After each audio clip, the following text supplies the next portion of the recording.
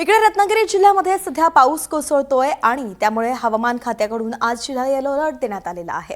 खेडमधील जगबुडी नदी इशारा पातळीच्या वर वाहतीये आणि तिची पाण्याची पाणी पातळी ही 5.40 मीटरवरती पोहोचली आहे।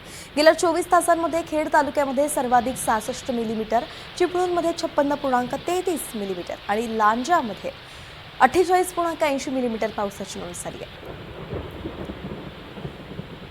याचा आढावा घेतलाय आपले प्रतिनिधी राकेश गुडेकर यांनी। पाहूयात। रत्नागिरी जिल्ह्यात सध्या सरींवर पाऊस बरसतोय। रत्नागिरी जिल्ह्यासाठी आज हवामान खात्याकडून येलो अलर्ट देण्यात आलेला आहे। आज सकाळपासून देखील रत्नागिरी जिल्ह्यात काही ठिकाणी ढगाळ वातावरण आहे, तर काही ठिकाणी सरींवर पाऊस बरसताना पाहायला मिळतोय। पण उत्तर रत्नागिरीत विशेषतः खेड चिपळूणमध्ये पावसाची संततधार सुरू आहे, त्यामुळे नद्यांच्या पाणी पातळीत देखील कमालीची वाढ झालेली आहे। खेडमधील जगबुडी नदी ही सध्या इशारा पातळीवरून वाहते। खेडची जगबुडीची इशारा पातळी ही 5 मीटर आहे, पण सध्या ही नदी 5.40 मीटर वरून वाहत असल्याचं पाहायला मिळतंय।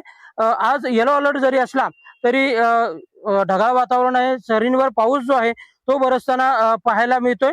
आणि विशेषतः जर आपण पाहायला गेलं तर सर्वाधिक पाऊस गेल्या 24 तासामध्ये खेडमध्ये झालेला आहे। खेडमध्ये जवळपास 66 मिलीमीटर पावसाची नोंद गेल्या 24 तासात झालेली आहे, तर चिपळूणमध्ये जवळपास 56.33 मिलीमीटर पावसाची नोंद जी आहे ती झालेली आहे। आणि संपूर्ण जिल्ह्याचा जर विचार केला तर जिल्ह्यात सरासरी जवळपास 34.29 मिलीमीटर पावसाची नोंद गेल्या 24 तासामध्ये झालेली आपल्याला पाहायला मिळते।